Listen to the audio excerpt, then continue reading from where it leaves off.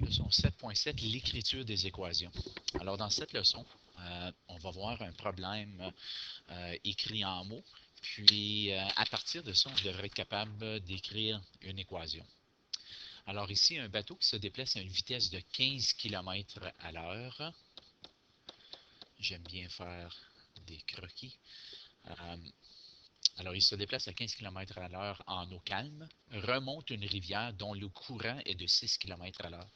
Alors, le courant, on dit qu'il remonte. Alors, le bateau s'en va contre le courant à 6 km à l'heure.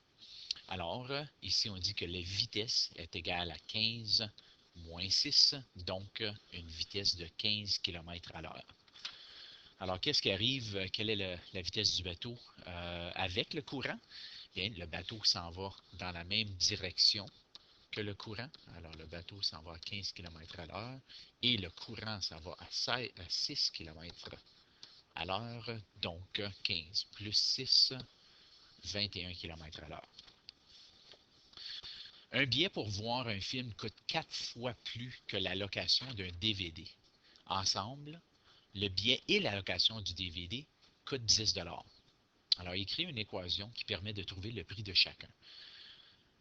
La solution à ceci, euh, une des façons tant qu'à moi, est plus facile à faire, c'est de dire que X, c'est le prix du moins cher. Alors, dans ce cas ici, c'est celui de la location d'une vidéo. Un billet de cinéma, lui, coûte 4 fois X, car on dit ici que, ici, OK, on dit que pour voir un film au théâtre, c'est 4 fois plus que la location d'un DVD.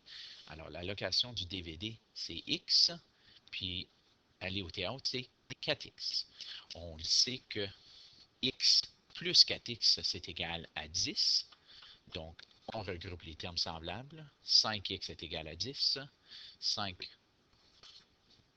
divisé par 5 est divisé par 5 des deux côtés. Ça me donne la valeur de x qui est 2. Alors, en d'autres mots, la location d'une vidéo, c'est 2 $. Et, on ne le voit pas ici, voilà. Et le prix du billet, c'est 4 fois 2, donc 8 $. Ici, le lac Ontario mesure 77 km de moins que le lac Erie. Alors, Ontario, c'est le plus petit des deux lacs. Alors, on va dire que ça, c'est X. Et le lac Erie est X plus 77, car on a dit ici que le lac Erie est 77 km de plus que le lac Ontario, ou la façon qu'on l'a dit dans la question, le lac Ontario est 77 km de moins que le lac Erie.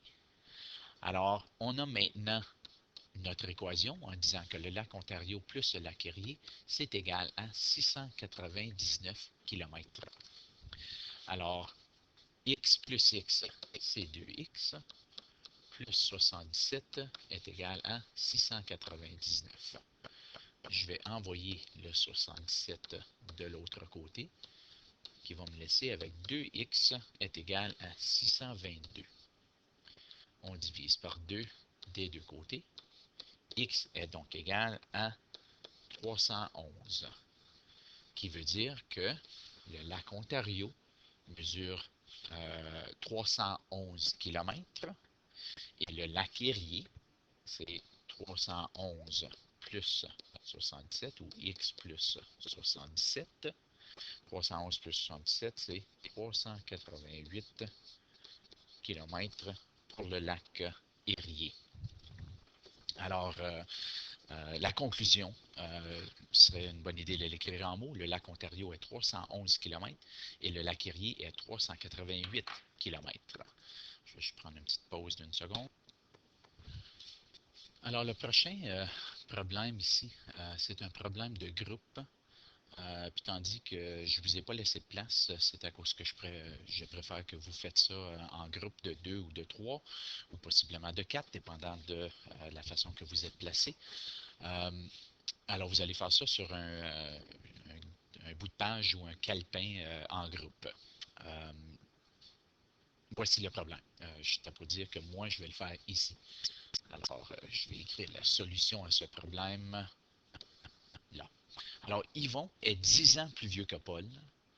Serge est 15 ans plus jeune que Yvon.